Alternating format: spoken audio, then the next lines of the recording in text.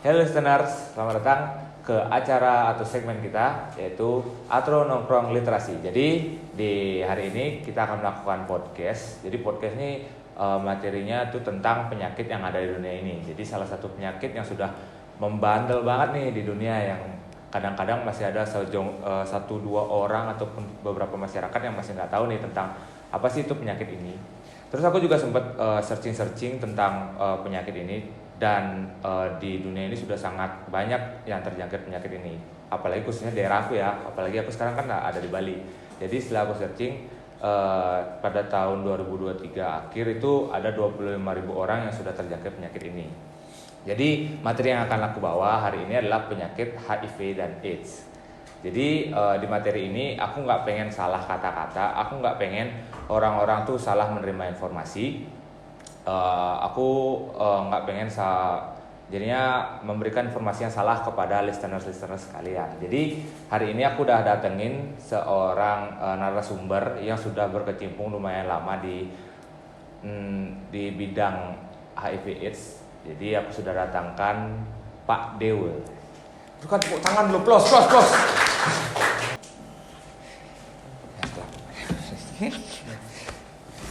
Ya. Oke, jadi selamat datang lu Pak Dewo, selamat pagi ya Pak ya. Selamat pagi. Gimana kabarnya Pak Dewo? Baik.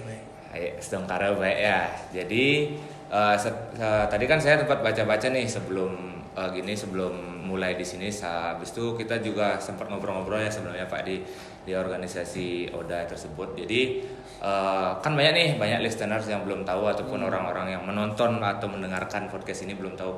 Boleh nggak sih Pak Dewo memperkenalkan diri dulu, siapa sih Pak Dewo itu? Ya, terima kasih adik-adik ya. Saya Dewo, tadi udah dipanggil ya, saya Dewo. Saya kebetulan kerja di KPA sebenarnya. Saya digaji oleh KPA tapi ditaruh di Yayasan Kerti Praja. KPA itu Komisi Penanggulangan AIDS Kota Denpasar. Itu ketuanya Pak Wakil Wali Kota Denpasar. Dan saya sudah bekerja begini sekitar 30 tahun, dari tahun 92, 30 tahun lebih ya. 30 tahun lebih. Di tahun-tahun itu masih awal-awal itu belum pernah saya lihat orang HIV. Tidak pernah. Baru dengar-dengar aja Magic Johnson waktu itu sudah. Magic Johnson itu. Kalau saya zaman itu keliling itu bawa flip chart yang gambarnya Magic Johnson. Karena dia dibilang HIV dulu. Ya. Tapi sekarang setiap hari saya bisa ketemu orang baru satu. Bisa 1 bulan itu bisa 20 bisa ketemu. Begitu perkembangannya dari tahun 90 itu sampai sekarang itu kasus. Berarti perkembangan HIV itu lumayan pesat ya sekarang Pak ya? Iya. Okay. Saya kebetulan lebih banyak di komunitas. Yayasan Kerti Praja itu lebih banyak bekerja pada komunitas. Komunitas itu populasi kunci ya. Populasi kunci itu masuk pekerja seks perempuan, LSR, laki-laki, seks laki-laki. Ini yang lagi bukan ngetren, kasusnya lagi tinggi. Banyak sekali. Kalau saya ada kasus misalnya di kantor saya 15 itu 10 udah LSR, laki-laki, seks laki-laki. Kemudian yang waria, pecandu. Nah, kita lebih banyak menjangkau itu dibandingkan dengan masyarakat umum. Makanya kalau ada yang ke kantor saya itu yang duduk di sana itu, kalau adik-adik misalnya di sana pasti dikira pekerja seks. Kalau pakaiannya agak norak-norak dikit dikira pekerja seks. Tapi kalau pakaiannya gini enggak. Tapi kalau pakai rok mini gitu misalnya, bajunya agak seksi, pasti dikira pekerja seks kalau di sana. Karena yang di sana itu kebanyakan pekerja seks periksa. Yang tes di sana itu pekerja seks. Oke, kita tadi kan udah ngebahas tentang penyebaran habis itu LSL kan gitu Pak ya. Jadi kita balik lagi deh ke awal. Tadi kan Bapak sempat ngomong atau enggak mention tentang Bapak tuh udah 20 tahun lebih, sekitaran 20 tahun. Pengen nanya sih saya Pak, apa sih yang mendasari atau enggak, apa sih inspirasinya kok bisa kan pada saat itu masih jarang orang yang HIV, masih dengan orang yang dengan stigma wah HIV ini sangat berbahaya, bahkan kalau dipegang aja bisa terkena HIV. Terus apa sih inspirasi Bapak 20 tahun lalu mau berkecimpung di dunia yang sekejam ini? Ya. Dulu itu saya baru tamat kuliah di Uniknas dulu ekonomi. Kebetulan ada penelitian. Karena dulu yang punya yayasan itu namanya Prof Irawan, udah almarhum. Dia punya teman di Michigan sana. Ditelepon lah beliau karena dia akrab waktu kuliah mungkin di sana itu. Sekarang ada kasus HIV, tolong dong buat sesuatu gitu. Nah, akhirnya Pak Wirawan ini bikin penelitian. Penelitiannya dulu di Kuta itu khusus waria dan LSL itu. Nah, saya lah ikut lah di sana dulu, terus ke Pekerjasek gitu. Akhirnya terlanjur sudah. Karena sudah terlanjur malas cari kerjaan lain. Sudah terlanjur. Nah, sekarang ini karena sudah dibilang ya, sudah terlalu concern gitu tentang itu. Ngelihat kasusnya setiap hari sampai gimana, stres saya mikirin itu. Gimana sih caranya ini biar selesai? Tidak selesai sampai sekarang. Sampai sekarang. Jadi kasusnya tambah banyak, kegiatannya tambah banyak, kasusnya tambah banyak. Programnya banyak sekali sekarang ada di Denpasar. Coba deh adik-adik nanti ikut sekali-sekali rapat itu. Ada layanan banyak, LSM banyak, kegiatan program banyak, uang ngalir dari Global Fund, ada dari AIF, ada dari pemerintah juga, ada uang tambah banyak. Tapi kasusnya tambah banyak juga. Tidak ngerti saya gimana cara menyelesaikan. Berarti kan kita udah ngebahas nih HIV itu penyebarannya sangat cepat kan begitu Pak ya. Habis itu kan banyak nih yang belum tahu nih. Kadang-kadang ada orang yang masih remaja ataupun udah tua yang memiliki pemikiran yang masih dangkal kan gitu Pak ya. Boleh nggak dijelasin sedikit tentang apa sih itu HIV? Ya. Nah, ini yang paling penting sebenarnya, stigma dan diskriminasi itu kan masih ada sampai sekarang. Kenapa? Karena masyarakat tidak paham cara penularannya. Ya, masih ada stigma sekarang, makanya orang yang tadi dibilang 25.000 mungkin sudah lebih kalau di Bali ya. Denpasar aja itu udah 15.000 lebih. Denpasar saja. Dari 25.000 itu Denpasar adanya 15.000 lebih yang sudah positif itu. Nah, kenapa orang tidak mau terbuka? Karena ada stigma dan diskriminasi. Kenapa ada stigma? Karena tidak tahu cara penularannya. Nah, kenapa tidak tahu? Karena tidak masif. Beda dengan COVID. COVID pemerintah itu masif menjelaskan. Nah, kenapa ini tidak masif? Karena sensitif. Satu, penularannya lewat hubungan seks. Kalau ngomong hubungan seks, apalagi agama yang agak radikal itu tidak setuju. Yang satu lewat hubungan seks dari ibu ke bayi. Kalau ibunya positif, bayinya bisa tertular. Tetapi kalau ibunya tahu positif, sudah tes. Sekarang di puskesmas itu ada namanya triple eliminasi. Ibu hamil yang datang ke puskesmas, tes HIV, tes hepatitis, tes sifilis gratis semua. Kalau ada HIV, kita rujuk ke Wangaya, Sanglah, Bali Mandara, itu sudah banyak sekarang. Dulu Sanglah aja. Melahirkan di sana. Nah, kalau melahirkan di sana, bayinya tidak akan tertular. Itu kalau dari ibu ke bayi. Udah selesai masalah sebenarnya dari ibu ke bayi itu udah selesai. Kalau dulu baru banyak bayi-bayi yang positif, sekarang udah hampir udah ada. Karena kalau ibunya positif, bayinya bisa dicegah. Kemudian transfusi darah. Kalau transfusi darah dites darahnya. Kalau ada HIV dibuang. Kemudian yang terakhir lewat jarum suntik narkoba. Hanya 4 itu saja, yang lain tidak bisa. Kontak-kontak ini tidak bisa. Di kantor saya itu orang setiap hari di kantor saya yang positif itu sekarang yang ambil obat seumur hidup 1.300 orang di kantor saya. Dari masyarakat, siapa saja deh, saya hafal deh semua orang dari 1.000 sekian. Pokoknya setiap bulan di kantor saya itu yang setiap hari datang sekitar 30-50 orang ambil obat. Saya hampir setiap hari salaman dengan orang HIV. Tidak menular lewat kontak sosial, itu tidak menular, hanya menular lewat 4 cara itu. Karena virusnya ada di darah, cairan sperma, cairan kemaluan, dan susu ibu. Kalau perempuan cairan kemaluan, kalau laki-laki cairan sperma. Darah laki perempuan ada. Kalau air susu ibu di perempuan. Kalau ada kontak itu baru bisa menular. Dan kontaknya juga tidak sembarangan. Kontaknya harus ada prinsip juga, ada 4 prinsip yang harus diikuti. 1, virusnya harus keluar. Kalau tidak keluar virusnya gimana mau menularkan? Kalau saya nyentuh orang HIV, kalau virusnya tidak ada keluar, saya tidak akan tertular. Virusnya harus banyak. Kalau virusnya sedikit, kalau orang sudah pakai ARP, minum obat seumur hidup, virusnya sedikit. Susah untuk menularkan ke orang lain. Makanya ARP itu selain pengobatan juga pencegahan. Kemudian virusnya harus bisa bertahan. Kalau menetes di bawah itu darah, cepat mati dia. Kalau di luar tubuh cepat mati. Tidak gampang menular. Saya sentuh tidak akan menular.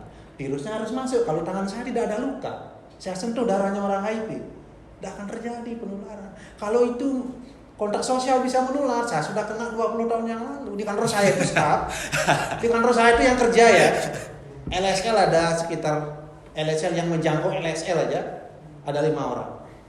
Laki-laki sih laki-laki. Yang positif ada 2. Kemudian yang pekerja saya ada kerja di saya 4 orang, yang positif 2. Saya setiap satu ruangan gini nih, adik-adik pernah ke kantor saya, setiap ruangan saya itu penuh dengan orang HIV setiap hari. Duduk di sana, HP, laptop, kadang-kadang makan bareng-bareng, nah akan mulai. Nah inilah yang perlu dijelaskan. Pemerintah itu punya cita-cita lah dia bilang. Bagaimana tahun 2030 ada 3-0 maunya pemerintah ini. 3-0. Satu, bagaimana tidak ada infeksi baru, zero infeksi baru. Tidak ada orang kena HIV 2030. Kemudian tidak ada yang di stigma. 2030 tidak ada diskriminasi lagi. Tidak ada yang meninggal karena HIV. Itu cita-citanya pemerintah. Rencananya apa amannya? Kalau cita-cita itu apa namanya? Dia targetnya itu. Tetapi kalau modelnya kayak sekarang tidak akan bisa tercapai. Saya tahu lah. Ini tinggal cita-cita aja. Kalau modelnya kayak sekarang, modelnya adik-adik aja. Kalau udah sekarang ada begini, tahu nggak penularan yang benar? Kalau lihat di Google, males ya. Sebenarnya lihat di Google aja ada, males, nggak tahu. Nah, tidak semua masyarakat tahu, sehingga diskriminasi akan tetap ada. Kecuali masif pemerintah itu. Makanya saya senang ke sekolah-sekolah AA gitu. Makanya kalau ada penyuluhan HIV ya, di mana saja, pokoknya jam berapa saja. Ini saya dari tadi nunggu terus aja. Nunggu 2 jam karena saya disuruh ngantri di rumah sakit, saya udah kabur. Kalau udah saya di bidang HIV saya udah kabur, bener deh. Kalau di mana-mana kalau saya ngantri apalagi sampai 2 jam gitu saya udah kabur. Tetapi kalau HIV jangan kan jam segini, jam 3 pagi saya disuruh ngisi, undang deh saya jam 3 pagi. Enggak usah dikasih apa. Undang saya jam 3 pagi saya datang. Yang penting ada peserta yang mau dikasih informasi. Mau saya karena saya udah tahu. Kasusnya begini, ini luar biasa. Setiap hari ada orang mati, HPSA 5 ini udah meninggal. Kan orang tidak mau, orang sudah positif, lama bosan minum obat. Ada yang bosan minum obat, putus obat dia meninggal. Tidak mau minum obatnya. Tidak gampang ini sebenarnya. Terlanjur positif, obatnya kan ada, tapi tidak menyembuhkan. Kalau minum itu bisa segar terus, biasa seperti kita, kerja biasa. Tetapi yang tidak mau, orang takut minum obat karena ada efek ini, takut ya gitu loh. Belum dapat penjelasan sudah takut duluan yang meninggal. Ngeri sebenarnya. Ini lebih bahaya dari yang lain-lainnya. Misalnya apa dibilang wabah itu misalnya nanti demam berdarah dia bilang orang bisa sembuh kok. Ini enggak, sekali kena kan dibawa seumur hidup. Dan sensitif lagi masalahnya. Karena sensitif itulah yang bikin susah ini. Ya, mana ada pejabat yang berani ngomong HIV? Jarang. Enggak berani. Bener deh. Sekali ngomong dipecat. Iya, kalau saya ada rapat-rapat itu saya paling ribut. Di mana-mana saya paling ribut. Karena sudah begini situasinya. Bayangkan di satu tempat aja, di saya saja saya bilang tadi, saya bisa ketemu 15 tiap bulan. Ini dari kemarin ini setiap hari hampir saya ketemu kemarin ini. Kemarin ada yang umur 22 hari yang LSL. Ini ya, belum 20 ya, udah 20 umurnya nih yang laki-laki. Ada. Ya, yang laki-laki kemarin umur 20, umur 21 2 hari yang lalu. LSL, laki-laki saya laki-laki. Yang 2 hari lalu yang kuliah di Undud lagi. Ya saya bilang Undud aja ya, Undud. Yang mana masih fakultas apa saya enggak bilang. Kuliah kan. Ya. Bisa didengar ya. Nah itulah yang banyak itu. Nah itu gimana sekarang menyelesaikan ini? Tolong dipikirin bareng-bareng ya. Ya kalau tidak semua masyarakat ikut membantu, tidak akan bisa selesai. Sama dengan COVID kemarin. Kalau tidak semua bergerak itu tidak bisa selesai. Jadi sekarang ini gawat sekali sebenarnya ini, tapi karena tidak tahu. Coba deh bergaul seminggu aja di kantor saya. Seminggu aja bisa ketemu bisa 5 orang. 5 orang bisa ketemu. Coba deh. Nanti siapa tahu ada mau lancong-lancong ke sana. Lancong setiap hari ke sana kok tidak apa-apa. Setelah itu tadi udah ngebahas tentang LSL. Terus kan banyak nih, mungkin ada LSL di luar sana atau yang dengerin video ini terus dia mikir wah kok bisa sih LSL tuh bisa kena HIV padahal kan kita melakukan hubungan itu lewat anus bukan lewat gini gitu. Kok bisa sih, apa sih penyebabnya Pak? Ya tadi kan sudah saya bilang virusnya ada di darah, cairan sperma, cairan kemaluan. Kalau anal seks itu kan anus kan tidak seharusnya dimasukin, itu kan gampang buka, gampang lecet. Jauh lebih tertular jadinya, lebih gampang tertular dibandingkan dengan yang hetero. Kalau hetero kan alami kan keluar cairan, kalau perempuan kan keluar cairan. Kemungkinan luka lecetnya itu jauh lebih kecil dibandingkan dengan yang LSL, yang anus, yang hetero, anal. Nah itu yang bikin kasusnya tinggi. Itu. Sekarang kasusnya sangat tinggi LSL itu. Kalau ada LSL 100 35 sudah positif HIV sekarang, 35 udah positif. Dari 100 loh. Teman-teman kita yang LSL itu 100. Ini STBP yang terakhir ini baru 3-4 bulan yang lalu. Saya kebetulan ikut di dalamnya itu 30% positif HIV dia. Itu yang bikin lebih gampang. Tadi kan ada prinsip kan, virus harus keluar, virus harus masuk. Nah ini virusnya udah pasti keluar kalau ada lecet kan, ada luka, ada darah gitu. Makanya teman-teman itu disediakan pelicin kadang yang banyak biasanya teman-teman LSM. Pelicin. Ya licin kan. Ya ada pakai oli kan pakai. Waduh. Motor injeksi. Yuk lanjut. Tadi kan udah ngebahas LSL berarti berarti lebih besar ya potensinya untuk menyebarkan. Ya itu kalau yang melakukan non-arsek. Ya melakukan